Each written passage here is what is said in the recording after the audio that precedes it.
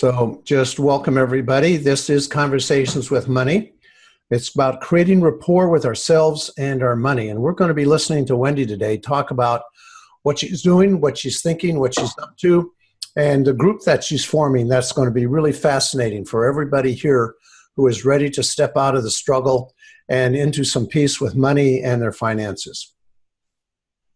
So just a reminder, this is not a webinar, but a live meeting where we can all participate. So to make this effective for everybody, we need some cooperation. First, if you'll notice that there is a window there with a number of videos, you can grab that and move it out of the way if it gets in your road. So first is to keep your microphone muted. In fact, what I'm going to do is I'm going to mute everybody right now and allow you to mute yourself so we can cut down on background noises. So after you finish speaking, please mute yourself again. You can turn on your webcam and say hi, and this way we can get to know you better and we can attach a face to the voice, and that makes it easier. And with this many people, you can toggle between gallery view and speaker view, whichever you prefer. So if you're on speaker view, who's ever making the most noise will get the big picture. And again, you can move or minimize these videos when they get in the road.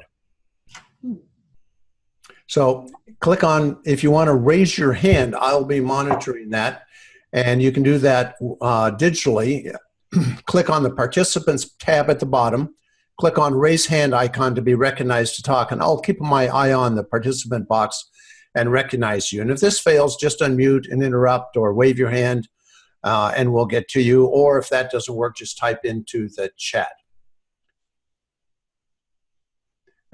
Richard just says, try to turn it on and does not permit one to turn on. Okay, well, the chat box then, Richard, you can certainly use that as you just have. So you can open the chat box, and if that's in your road again, you can move it around the screen. So any comments or questions about just working together on this webinar and making it work for everybody? Any questions or comments? Okay. So I'd like everybody to pay attention, and we're going to be moving fast through a lot of materials. Wendy's going to go deep into some subjects that may be challenging for you and exactly where you need to look at those hidden anchors that are weighing down your life. So to get the most of it, turn off everything that beeps or moves. Now, before I introduce Wendy, let me start with a personal money story and how Wendy made a huge difference for me and my trading firm. This was some time ago in 1998. I started my own trading firm and had been trading for several years.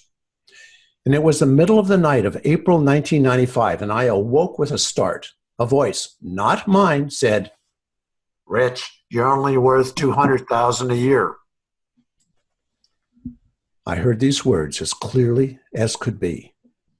As I say these words, the hair still stands up on the back of my neck as I recall that night. I sat up in bed. It was 3 a.m. My wife was sleeping peacefully beside me, and nobody else was in the room. So I got up, showered, dressed, and drove to the option floor of the Pacific Stock Exchange in San Francisco. I owned a seat there as an independent market maker, and when I got there, the doors were still locked, and I sat on the floor and waited. But first, some background. After trading successfully for a Chicago arbitrage firm for 4 years, I bought my own seat on the Pacific Stock Exchange and went to work for myself.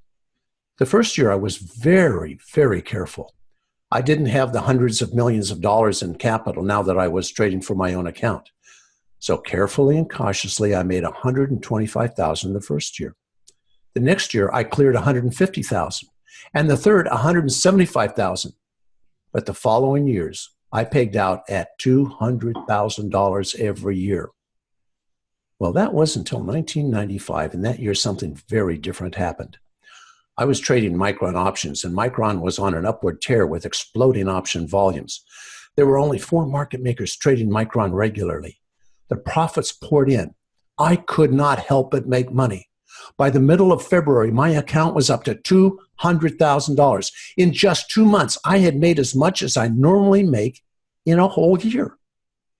However, at the end of February, my account was still at $200,000, and the profit opportunities continued. At the end of March, Micron's volatility was increasing, the stock was going higher, and the option opportunities were growing. But my account was still up only $200,000. I would make $5,000, lose $3,000, make $4,000, lose $2,000 every day after day after day. And that brings us to April of 1995. For all that opportunity in the pit, my account profits hadn't budged. I was still up only $200,000. And that's when I heard that voice in the middle of the night that said, Rich, you're only worth $200,000 a year. Well, as I mentioned, I got to the exchange floor so early that morning that the doors were still locked. And when they opened, I went to the deserted pit and did something I had never done before. I stood in the best spot that would be between the two busiest brokers, right in front of the exchange's order book officials. And in this spot, I could hear what was going on, and that gave me the first crack at orders. Now, you need to understand that on a trading floor, nobody owns a spot. It's appropriated by the toughest and most aggressive risk takers. They keep their alpha male spots by staying on top of the social hierarchy with various social pressures. Some command respect, and others rule by fear and keeping their place as a bully. Well, the other market makers started drifting in, and it was a few minutes before the opening bell at 6:30. And no one gave much thought to my new pit position. The guy who always stood there just stood beside me chatting. And when the opening bell went off, he nudged me as he stepped into his spot. I didn't move.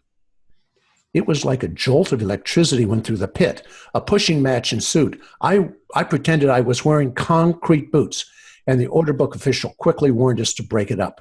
We could get a $10,000 fine for getting physical, but I remained in the spot. As the bell went off, I became a wild animal. Well, normally I stood at the back of the pit and carefully calculated option values and took small bites out of large orders that looked over or undervalued. But this time, I bought and sold every series. I was screaming, waving my hands, buying and selling as fast as I could write the tickets. The pit thought that Rich Friesen has lost his mind and gone berserk. But that year, I went on to make $650,000, and for years after that. It turned out I had an internal limiting thermostat set at $200,000. I was fighting my own brain. The voice in the middle of the night represented that limit. And once expressed, I realized that it just didn't apply to who I was anymore. So I took that capital and started building an options and equity trading firm. Some of my traders used my strategies and started making a lot of money. But a few would make some money, then lose it, back and forth. And the more option and strategy training didn't seem to make a difference. Then it occurred to me, what if each of these challenged traders had their own limiting thermostat just like I did? Well, here are the challenges that you face. And this survey is from this group of people that filled out the survey that you just completed. Well, I was fortunate enough back then that my sister Wendy was a newly minted hypnotherapist. And you all are fortunate because she's going to tell you and give you a path to a brighter financial future today. Well, you see, Wendy worked with my traders who were profit challenged, and we discovered that the differences between the successful traders and the struggling traders was not the markets. The difference was their internal programs that were running in their brain. And this is exactly what Wendy is going to do for you today. Here is Wendy, who is offering the same help that she gave to my traders to you today. Now, I'm going to turn off the screen share, and you can click on speaker view, and so you can see Wendy in the video. And so here she is, and I'm just really looking forward for what she says today because we don't have it planned, but I always expect some gems and jewels from her. So welcome, Wendy. Hey, Richard. Thank you so much. I can hear the applause. So I want to those of you who don't really know my story, I want to give you just for a couple minutes what it is. I was a single mom and I had 2 small kids and I had no money. I was a hypnotherapist. I was new at it. And it just seemed like everything I tried wouldn't work. So in California, it was the middle of winter and I lived in the country. So my heat came from this very big propane tank outside. And because I couldn't pay the bill, they had put a big brass lock on that tank. And it was cold. We had no heat and I had no money. I just had lots of debt. And I was scared every day. Well, that evening, I got really determined and I grabbed a screwdriver and a hammer and I went outside and then I grabbed a rock to see if I could use a screwdriver as a lever or something. I banged on that lock and I worked so hard on that lock until I finally broke that big brass lock. I turned on the propane, went in and lit the pilot lights, and I turned on the heat. Oh, so wonderful. But what I didn't realize is that one of my sons saw me do this to the tank. And he looked up at me and he said, "Mommy, I'm so proud of you." And even now it hurts to hear that because that's not what you want your kid to be proud of you for. From that moment, I realized that the negative programming and my negative expectations were only going to continue to sabotage my success and to keep me poor. In fact, I used to tell people that I couldn't put one foot in front of the other. I said, I just can't take another step. And I told myself that 1,000 times. I was in a parking lot walking from the farmer's market to my car, and I actually stopped and I couldn't take another step. I couldn't put one foot in front of the other for real. And I thought, what am I going to do? I can't just stand here. And I had to really talk to myself to get to my car. So the thing that really was the first turning point was doing something that's called parts therapy. And I'm going to help you with that today so you can know how to do this. But I decided there was a part of me that wanted me to fail. And as painful as that sounds, I was sure that no matter what I tried, that part was going to make me fail. So I can feel it in my stomach right now as I say this. I closed my eyes, I took some breaths, and I said, where is that part? And I felt it in my stomach. That's where we hold fear. And I asked that part, why do you want me to fail? And the part said, I need you to be pitiful. That made no sense, but I said, thank you. And I said, even deeper, why do you need me to fail? And the part said, I need you to be even more pitiful. And still that didn't make sense to me. And I said, thank you. And I said, why do you need me to be more pitiful? And the part said, because then someone will rescue you. And then I just cried. I remember it so well. It was a long time ago, but it was a turning point. So a positive intention that this part had was for me to be rescued. But I wasn't doing bad enough yet because nobody was rescuing me. It was trying to help me out of the fear and out of the pile of poo that I was in. So then things shifted because no longer could I ignore this programming that was going on that needed to be pitiful, more pitiful, and be rescued. That was the first thing. Then I decided that one of the things I learned with hypnotherapy was to go into a future moment where you're experiencing something that you do want. And there's a specific way of doing it. So I closed my eyes, took a few deep breaths, and I began walking on a path that I envisioned would take me into my future. It was beautiful, and it had, beautiful trees and flowers, and I could hear the birds.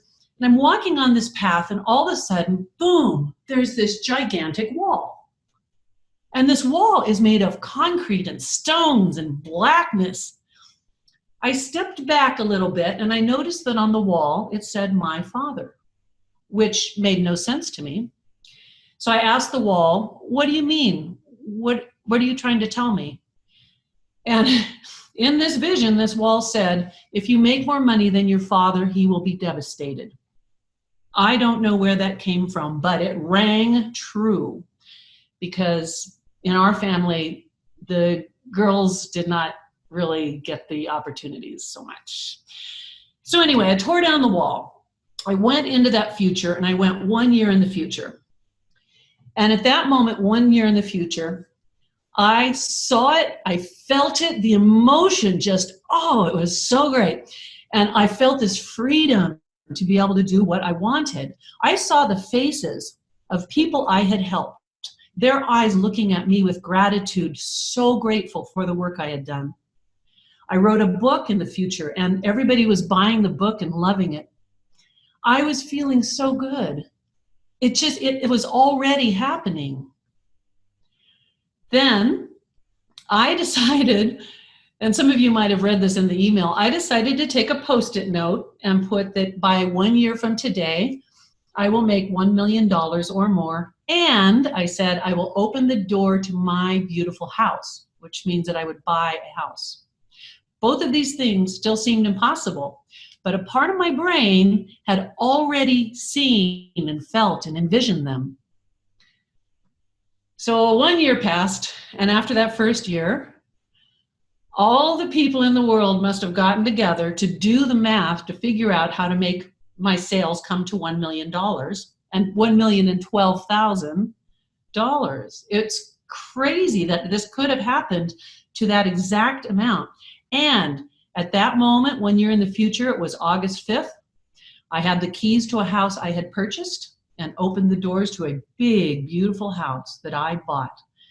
From being in that most pitiful state of despair and debt and no options, no help, no one helping me out, I did that, and I was stunned. I was shocked.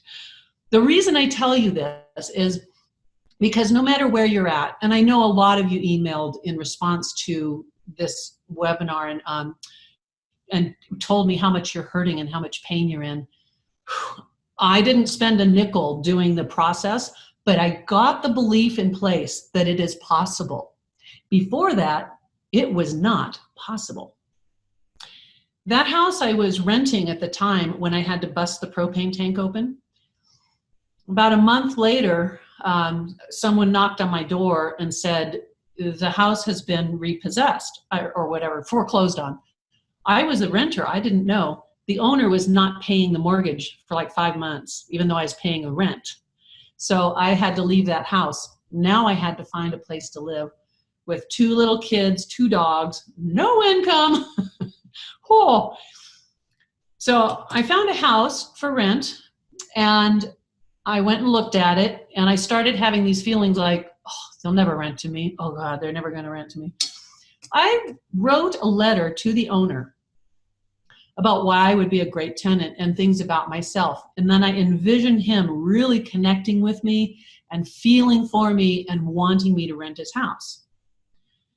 Then I went and met with him a couple days later, and he says, you know, I've got all kinds of people that are like people who are really qualified, have really great jobs and make a lot of money, but for some reason I just want to rent to you.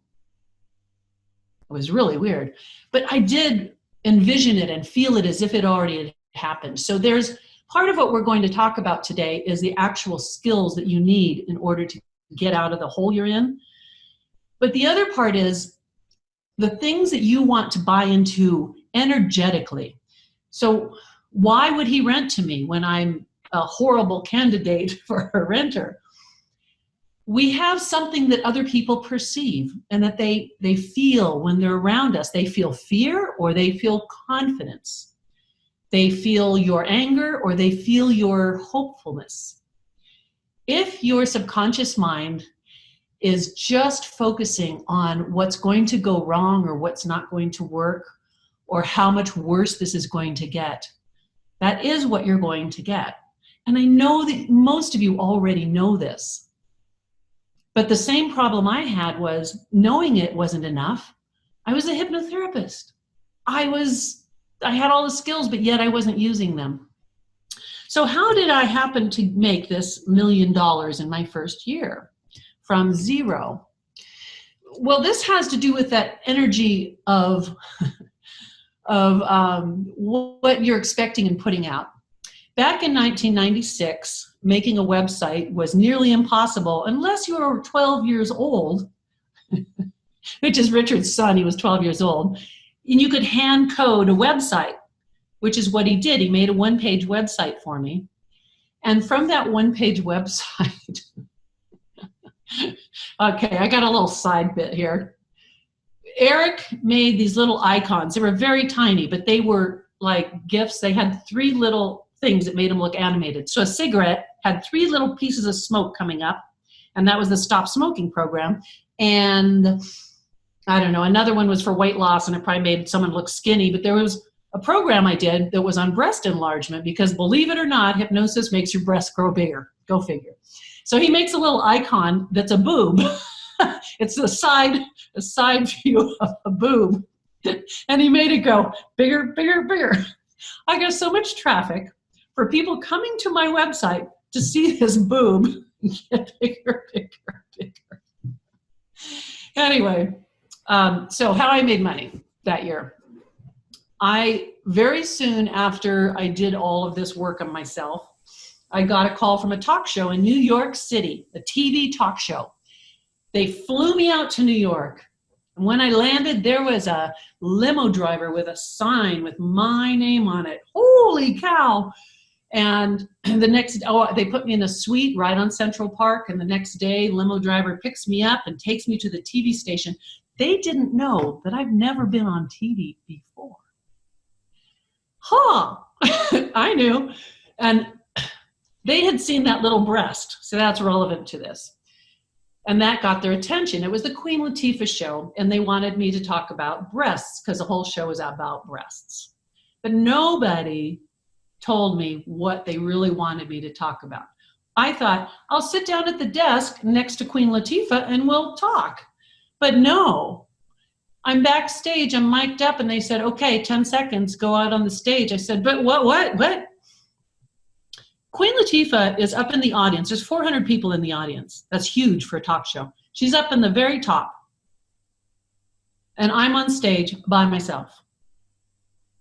I have no idea what they want me to do.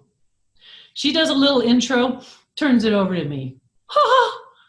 They thought, one of the producers, when I was backstage, when I said, what do you want me to do? She says, oh, you'll be fine. You'll be fine. You've done this hundreds of times. All this from a little boob.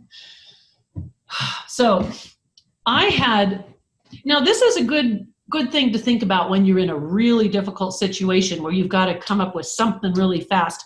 I decided, okay, all these cameramen are doing things with their hands. I have no idea what that means. But I closed my eyes and I said, you have the audience in the palm of your hands.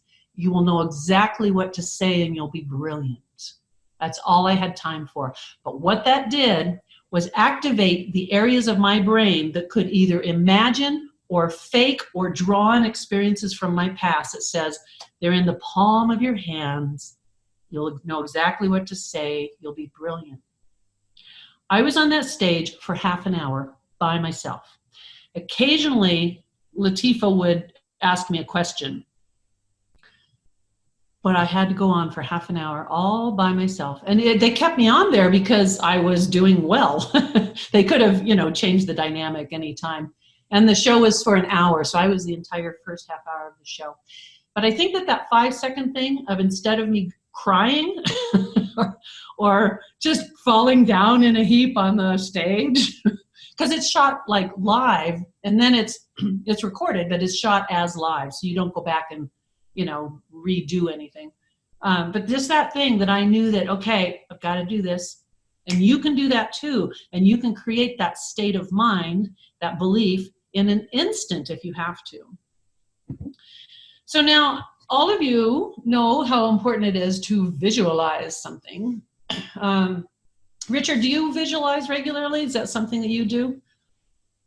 I've always had a very vivid fantasy life. And when I created the Mind Muscles Academy, for example, I had these pictures in my mind where everything lay and who's coming into it.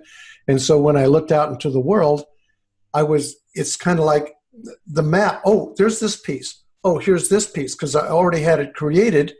I had a place for everything that came in. Ah, wow. So visualizing, I think, is good, but it's not enough. It's one little piece of the experience.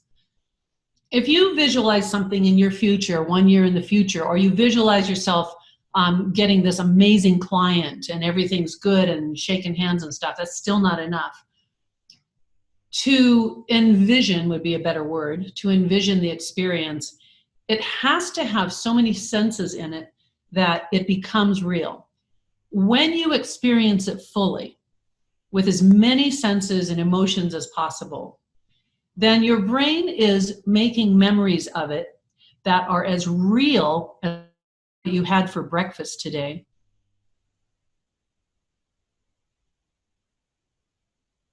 As a Wendy, real you memory. froze, Wendy. So I want to repeat the last sentence. Oh, yeah, okay.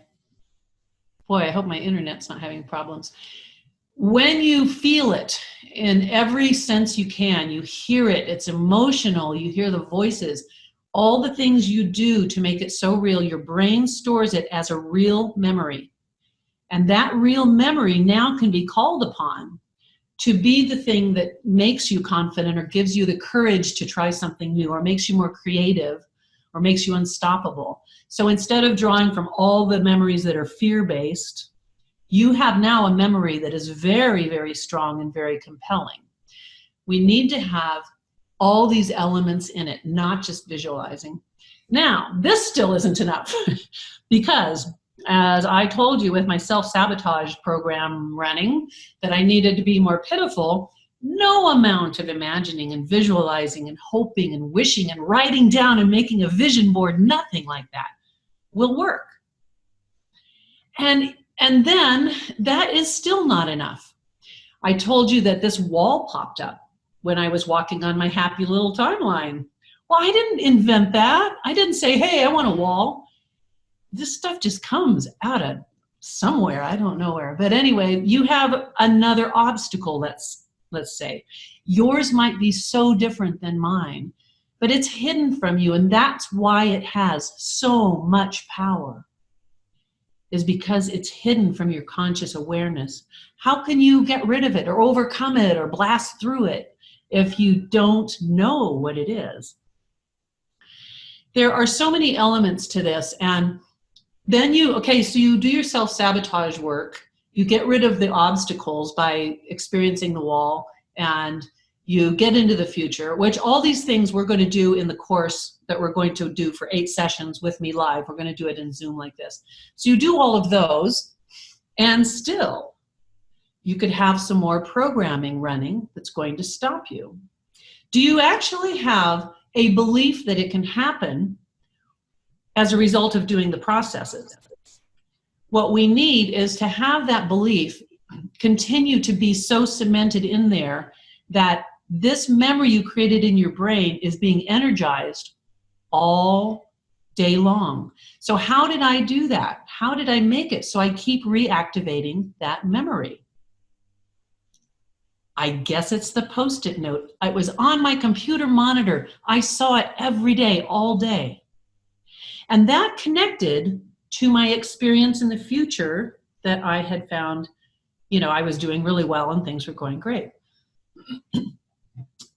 And shortly after that experience, when my business was kind of ramping up a bit, I had a group that would come in every week and we would do this abundance work together. And it was December, and we were writing down for January what our outcomes were, what we'd be doing, how much we would have made in January, and how we were helping people and the different things. And those are also things we're going to do in our course together. So I put that I would make $20,000 in January, which was ridiculous because I was only making about $2,000 or $3,000 at that point. And it was beginning of December. So in January, how much did I make in sales? $20,000. We envisioned it, we felt it, everybody's outcomes that they wrote, we made them so real that their brain stored that memory, and it believed it because we created anchors that made them connect with that brain memory and re-energize it constantly. Now, this is the mystical part that I don't understand and I don't need to. In December, Men's Health magazine called me and they did a 12-page article on my work in Men's Health. So that was one of the reasons I made $20,000. That was also the time when the Queen Latifah show aired, was in January. And there was a third huge thing that happened. I think it was a radio show, talk show I was on locally. But for it to come out to $20,000, and for all of you, you don't have to believe about the energy exchange or that our thoughts are things or that we have some mystical powers. But why not just go ahead and let yourself play that part? And if you do believe it, great, you're going to be awesome at this. But I think the key, first of all, is that we've got to, of course, get rid of the self-sabotage, which I'm going to help you with today. We've got to make this massively compelling future memory, and not just 1 year in the future. We do like 3 months, 6 months, 12 months, 5 years. And then we've got to figure out how to get you to create that belief and to anchor it and to get your obstacles out of the way. So questions or thoughts from anyone? Pamela Branson says, I think it's all related to vibrations. Yeah, and at one of my financial abundance seminars, I was showing people some experiments that actually prove this. And I know, it's controversial, like the water experiment that changes the molecules, or how we can make plants grow and other plants die by just focusing on positive feelings or negative feelings. If you read The Secret Life of Plants, oh my gosh, and then there's The Secret Life of Cells. And they would take cells out of people's bodies, and they'd do an experiment where you would create a state of mind focusing on these cells over here and another one on the other cells, and show that our thoughts are picked up by cells that are taken out of our body. Do any of you know Cleve Baxter? Cleve Baxter is the guy who put a lie detector onto I don't know what kind of plant, philodendron or something, that was in his office. And he put this lie detector onto the plant, and he did experiments where he was going to burn the leaf. And he did burn the leaf, and the lie detector thing went crazy because the plant was in pain. And then he brought his associate in, then like the next day or something, and he says, watch what happens. Now, he didn't want to burn the leaf because he felt bad for the plant. So he pretended to burn it. He's got the lie detector thing on there. He lights the match, holds it up, but the plant did not react. Now, previously, the plant reacted when he would hold the match before it got to the leaf. The plant reacted because it knew it was going to be burned for real. But now his intention was different, and the plant picked up on that intention. And because he was not going to burn it, the plant didn't react. And he went on to do many experiments on how our thoughts travel and affect other things. So he'd leave his plant hooked up to this lie detector when he would go away, and he knew the time on it of what was happening. So he went away somewhere with his girlfriend, and they were having sex, and at the moment that he had his happy moment, he looked at his watch, and he just made a quick note. And then he gets back home, and guess what? That plant went nuts at the exact time he was having his big O. So the more you look into this, and the more you think, well, there's possibilities that I have the ability to affect someone else or affect things in my universe and make them happen. Because I just don't know why all this great stuff happened, but I sure take credit for making it happen or allowing it to happen. So are there some questions? Richard Derry says, makes me think of some of the principles of homeopathy. Yeah, it's all related to vibrations. Yeah, it's quite interesting. Have any of you created any miracles or had some unexpected results from your meditating or using my programs or from things that you're putting out there? I mean, I've had a lot of things, but one I can mention off the top of my head was a few years ago. I was at this company, working for this company, and as I was driving to work for no particular reason, I said to myself, I get along with all these people, and I hadn't been there that long, right? I get along with all these people. I love these people. They love me. We're great friends. I love my work. And I'd been there for maybe a couple of weeks or a month, hardly any time at all. And then when I got there, this one fella, he came over to me, and honest to God, he was talking to me like we had been friends for 20 years. And he goes into this long story about how he'd been a professional fisherman and tells me his life story, and he gives me a big hug, and then I said, I got to go, and he like got tears in his eyes. I'm like, what the hell is that? That is so bizarre. And that's just one. I've got a lot of weird things like that. Yeah. Wow. It is fascinating that we have this ability to do this. We have so much effect on others. And Richard's more kind of on the analytical side, but I think he'll come over to our camp sooner or later, right, Rich? There's a huge overlap in terms of we create our outsides. And I just had a great example of this in my own life today about some negative thinking I had. And I was aware of how dim and gray the world looked. And then I shifted my thinking and everything changed and all sorts of possibilities and new ideas were there. And it was amazing how my world changed. And it felt like both of those were absolutely true.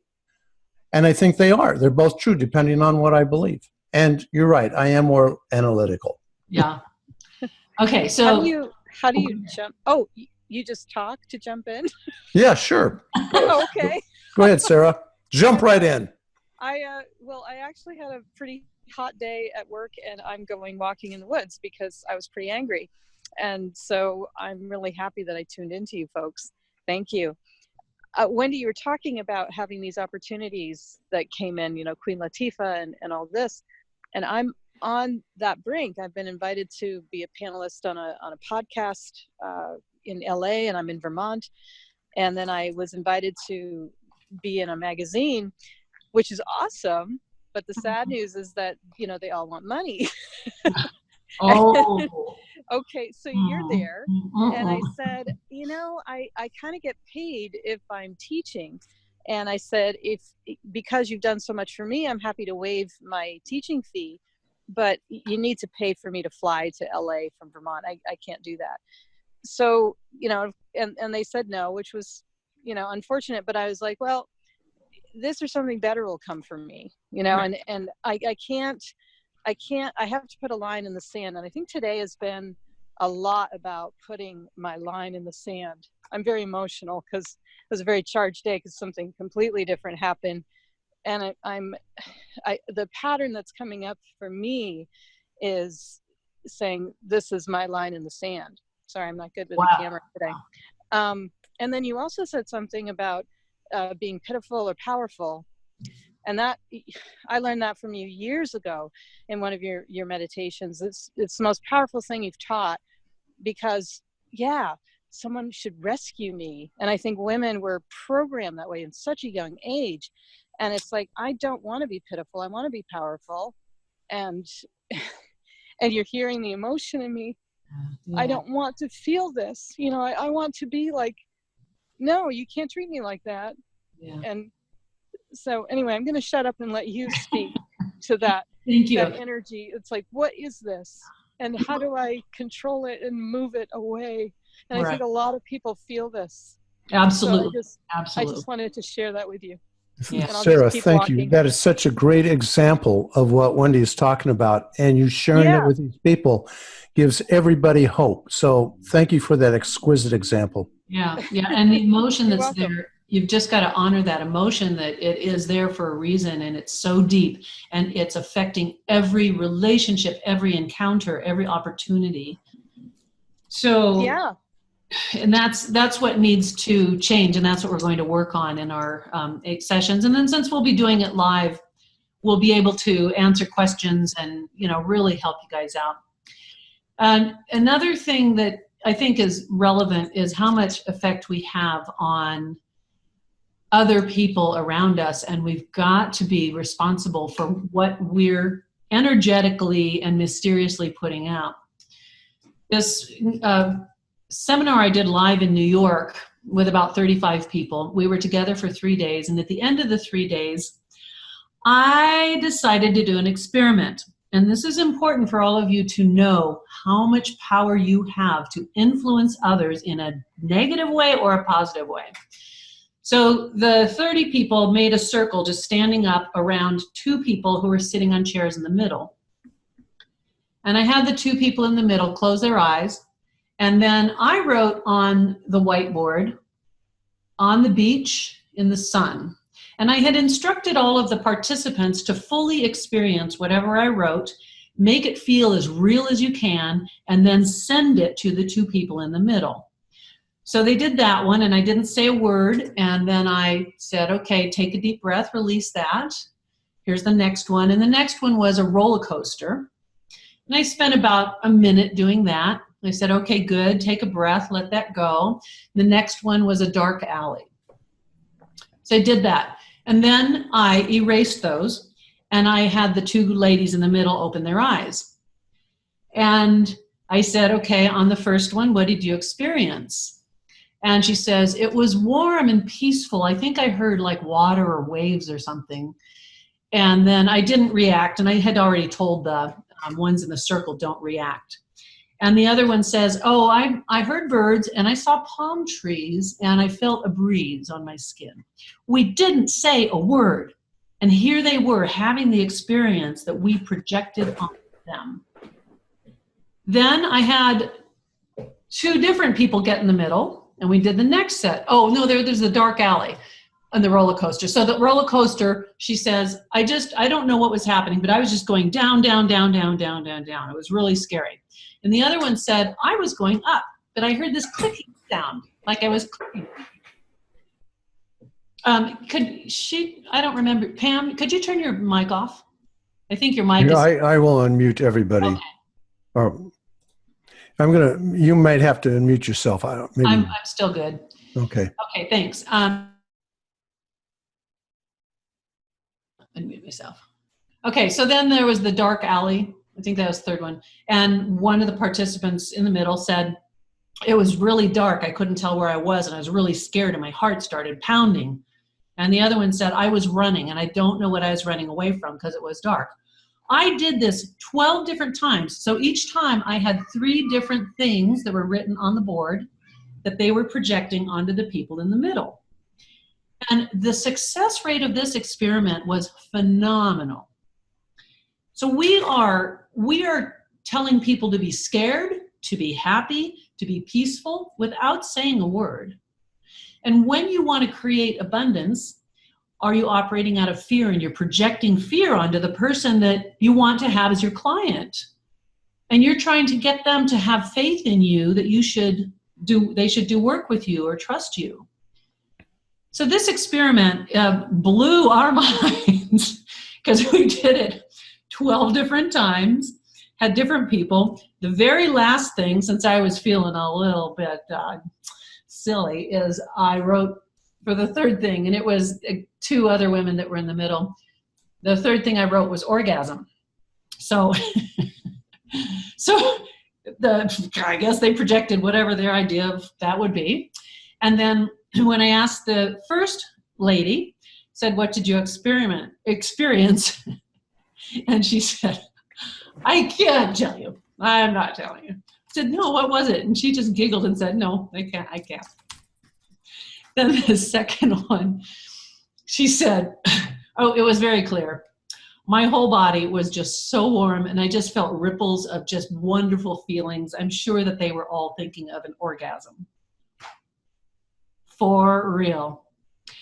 So what you are thinking, saying, and feeling is one thing, but what you are projecting subconsciously and energetically, if you mix it with a belief that you deserve wealth, that you are worthy of other people's love, affection, money, trust, partnerships, if you get the self-sabotage out of the way, as we're going to do in just a moment, there is a really good chance that you're going to have these miraculous things come into your life.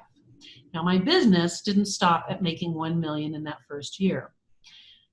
It grew very fast to where we were doing 3.5 million a year in sales. Again, I didn't have a penny. I didn't have an investor. I didn't have any help. It just grew and grew and grew. And a lot of it, I believe, was that my expectation, I kept upping my expectation. Like Richard said, with the $200,000 block, if he got close, he'd lose it because his belief was so strong. So that's what we want to do. So some more questions, and then we'll do the parts therapy, okay? Oprah has a sign that says you are responsible for the energy you bring into the room in one of her offices. And I believe this to be huge. It is.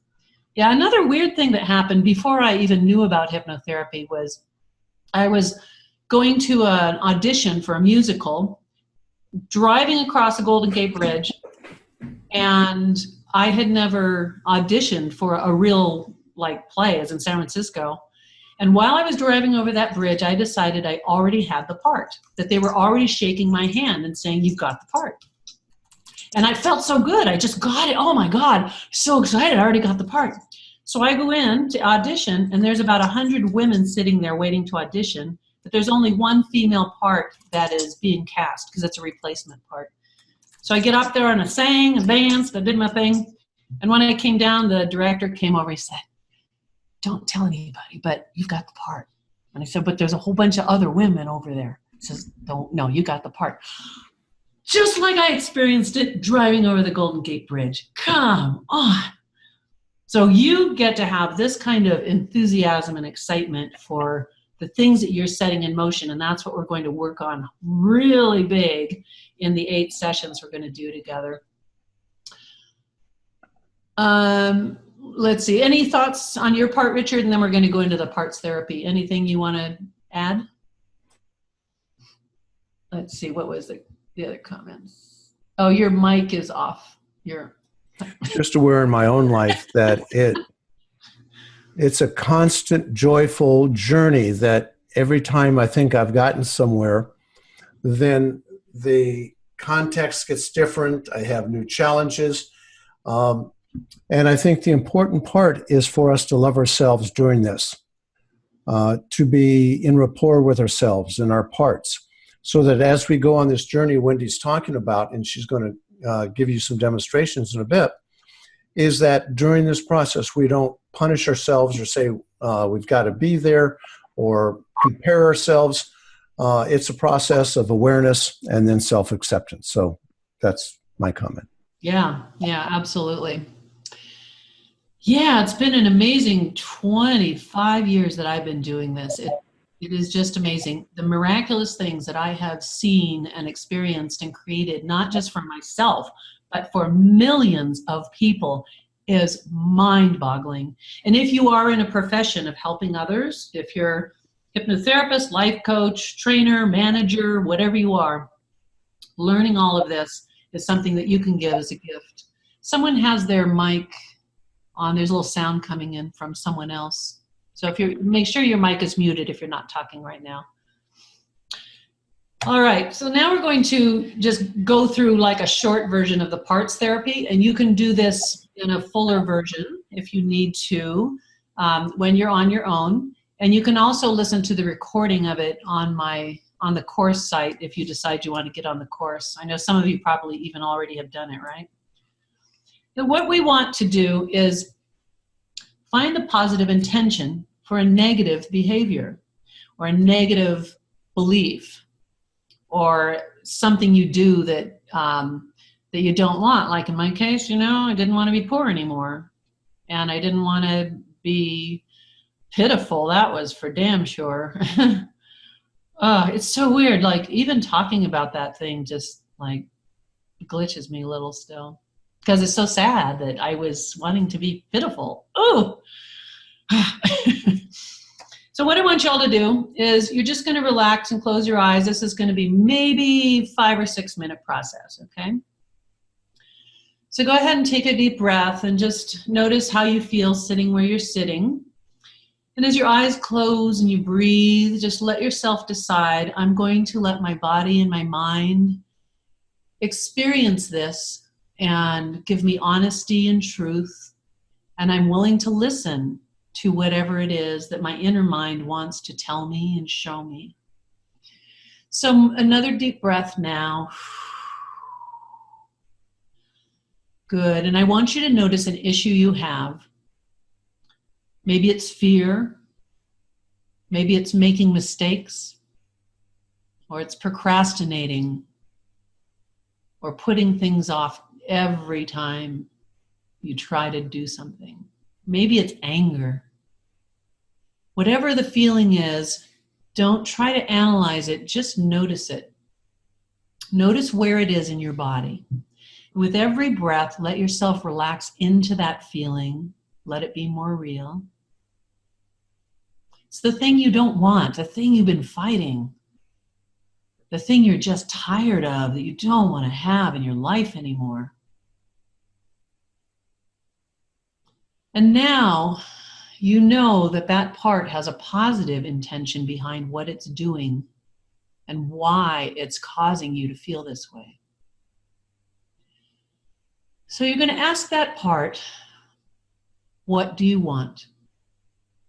Notice how big or small that part is, if it has a color or a feeling, if it's inside or outside of you. And then just say, what do you want? And wait for the answer.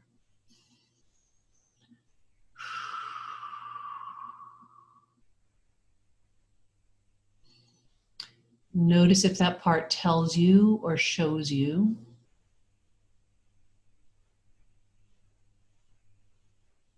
And when you get a word or a statement or some information, just say thank you. Good. Now ask that part even deeper. What do you want? Even deeper, what do you want? And just wait and settle into that question. What do you want? Even deeper.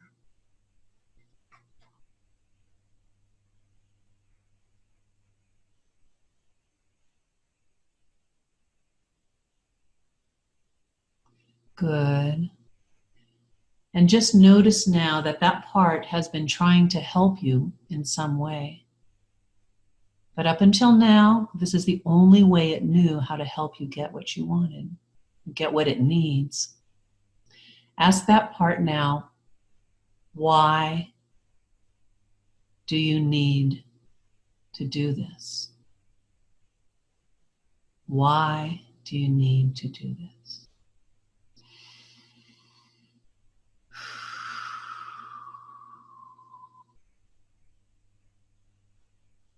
Noticing what the part feels like or looks like. A word or a voice. Why do you want that? Good. And just say thank you to that part.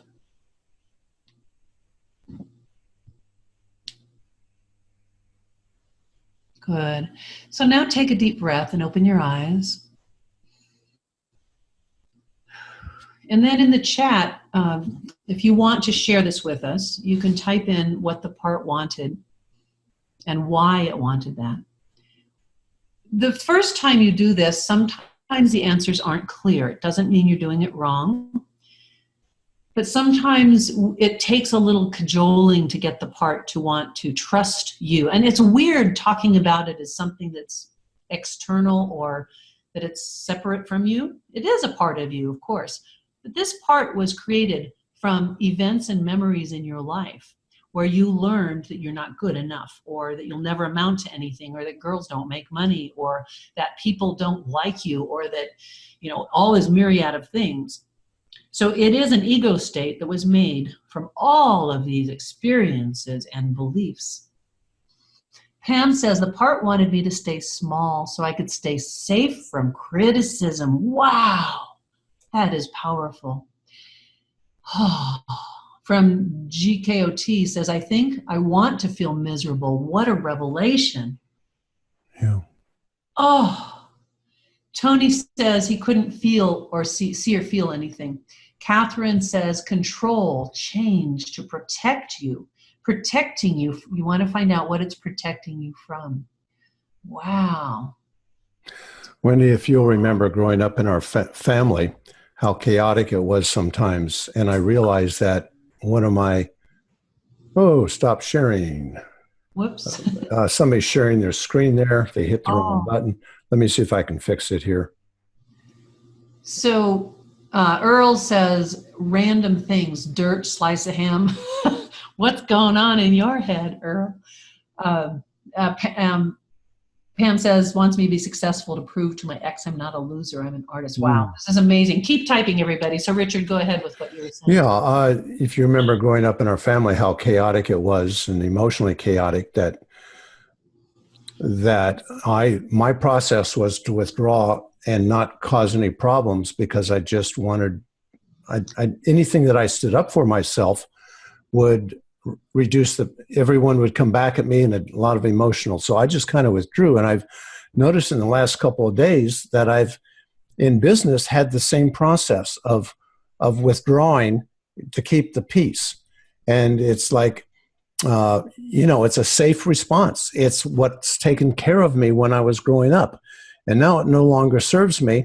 And so when you did this session right now, was really powerful for me to come to that realization and say, am I ready to let this go? And I think the answer is yes. Wendy's frozen. So I'll go to, is she back?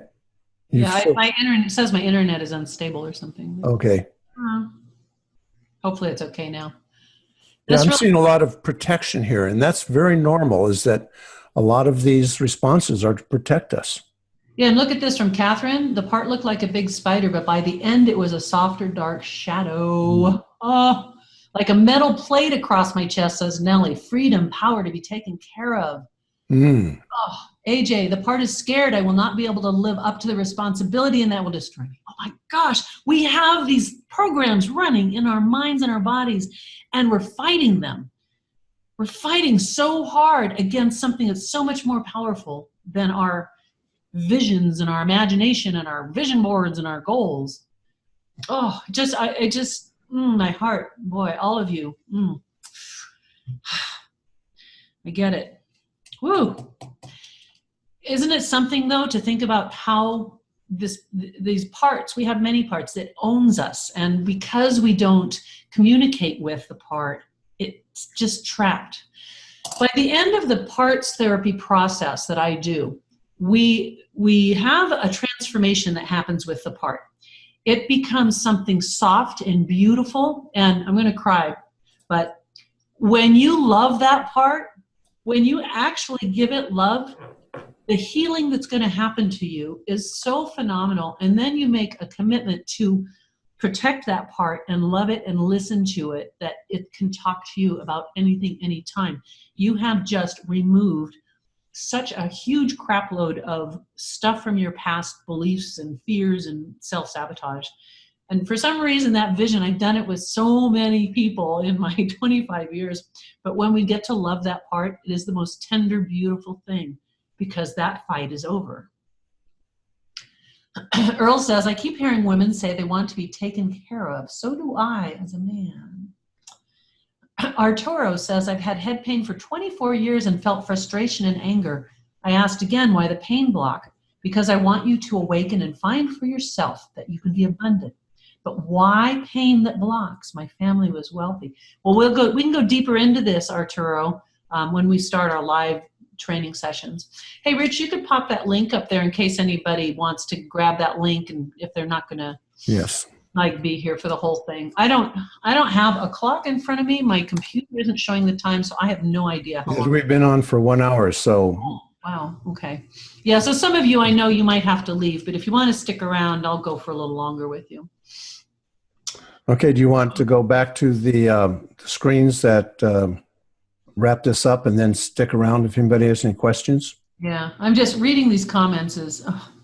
Richard Atkinson says, my sister emailed me that I am one of the most damaged peeps in my early childhood that she knows. You're not beyond repair, or you're not unredeemable. You can get it back. I have, in my office, I have sat with a client, hundreds or thousands of times who are so damaged.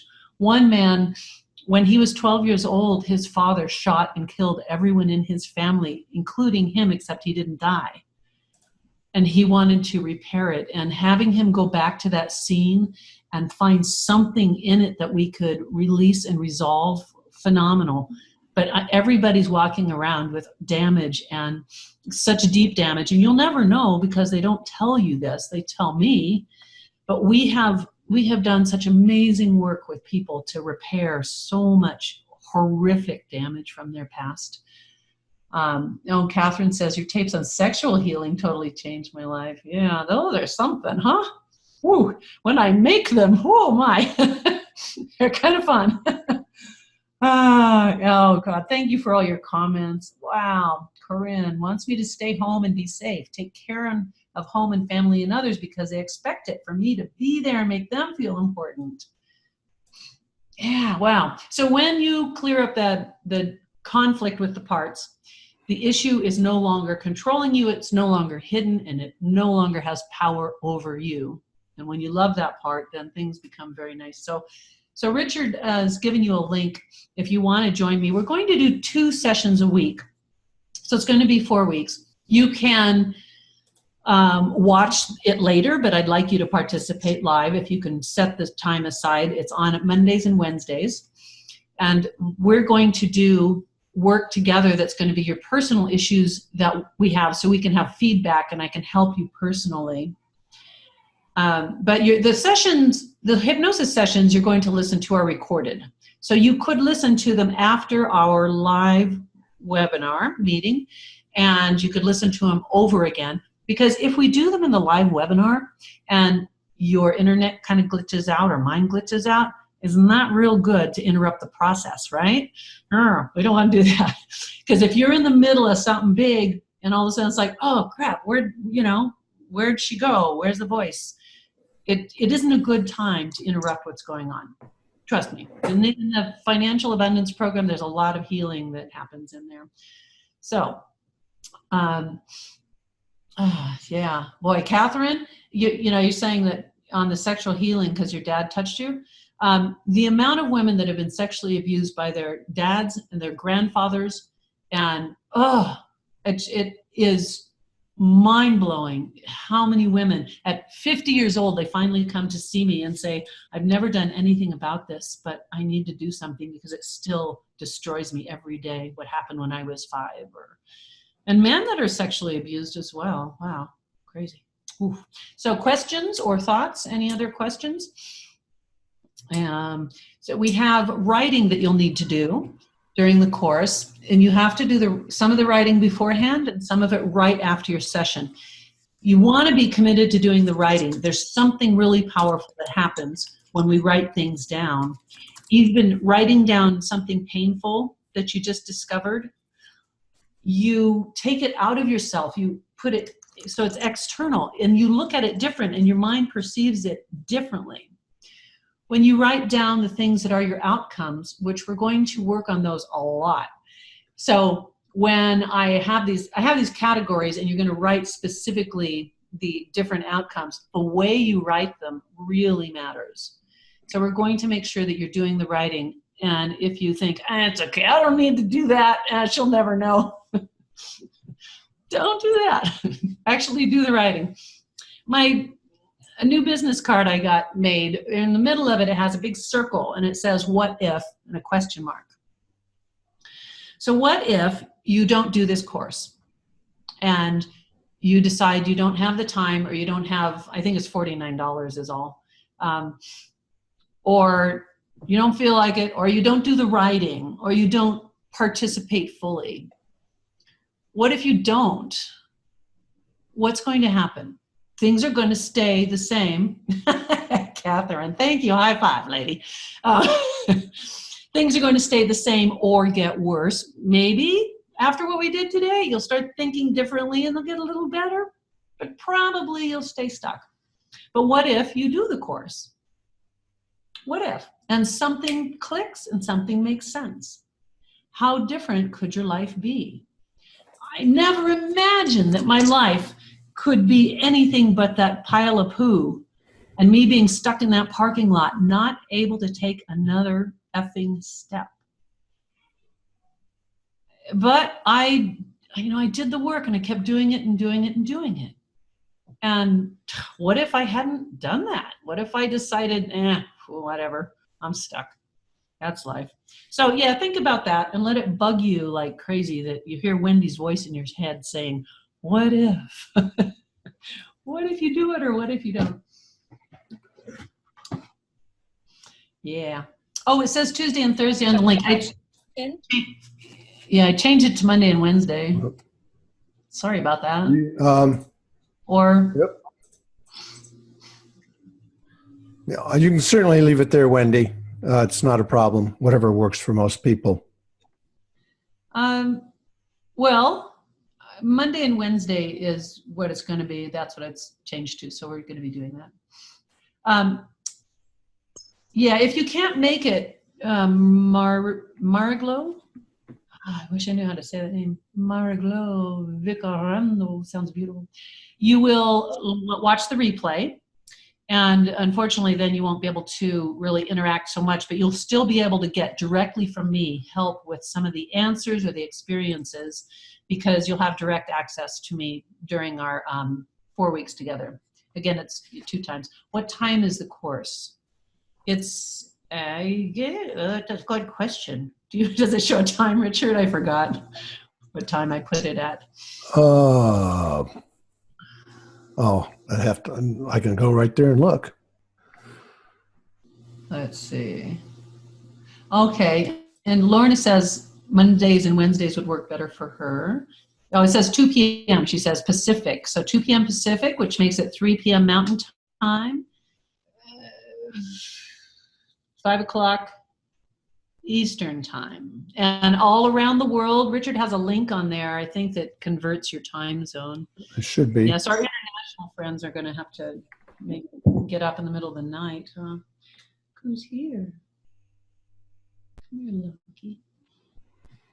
And again, the reason why Wendy is charging $47 is this is probably a $500 course if we're to do it commercially.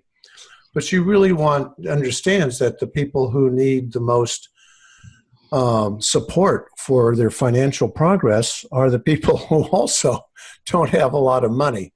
So this is really a gift. And this is a gift that she's done from her heart. I know her. I know she cares. So just to let you know that this is a gift to each and every one of you. Yeah. Oh, it still says 247. Wow, we did. We got a couple glitches in our little system. Did I put the wrong link in there? Oh, man, you took them to the one we were going to use for yours, I think, maybe. Oh. There we go. Yeah. So this is the right one. That is a front page of my course site. So this is not the same as the regular Financial Abundance course. This is the one that's only for us as members. We have,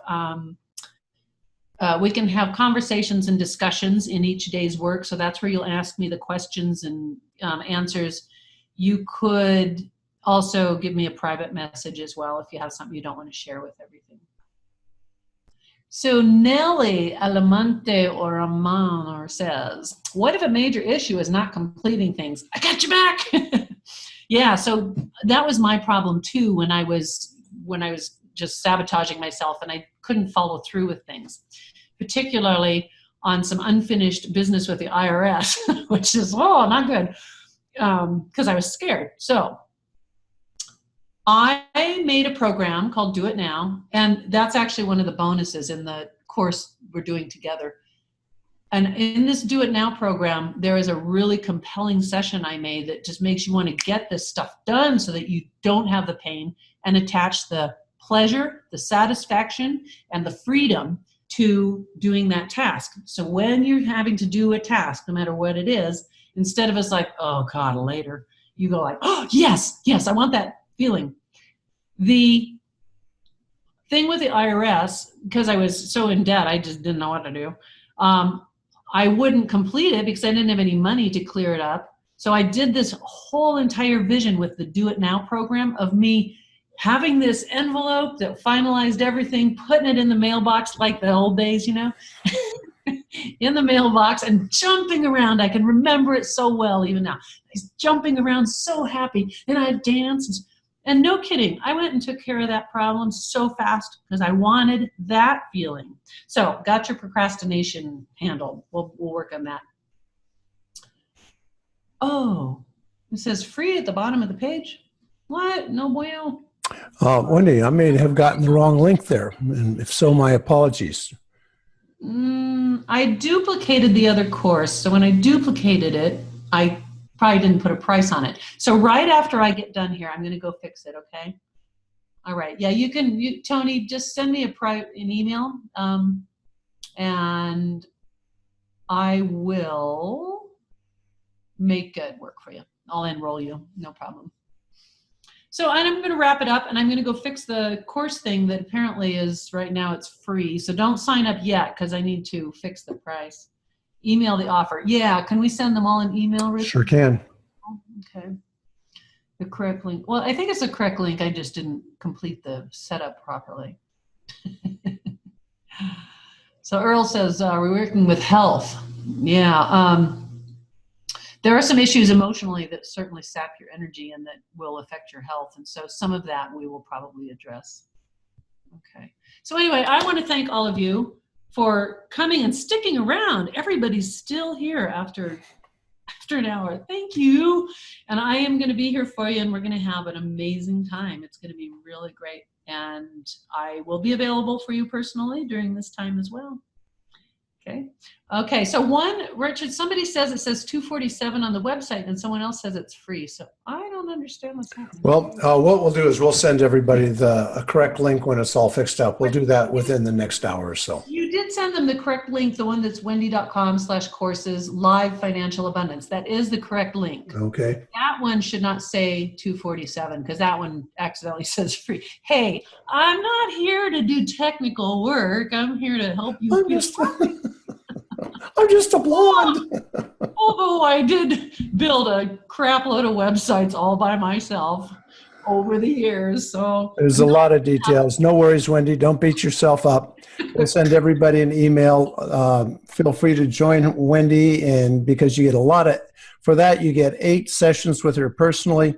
And I'd love to see you there. I will drop into the group occasionally to make sure she's on the straight and narrow and doesn't screw up again. So it says 49 at the top and free at the bottom. What the hell? Oh God. Okay. All right. Well, we won't worry about you now. We'll fix it and we'll send you an email. Just wait 10 minutes and I'll fix it. Yeah. Okay. Thank you all for being here and for the love that you share with the work that I've done for you. And my gratitude for being part of your life is just immense. I am so grateful to be part of your lives. Yeah. Okay. Thank you. Right. Thank you, Wendy, for doing such great work. Really appreciate it. Yeah. Bye-bye, everybody.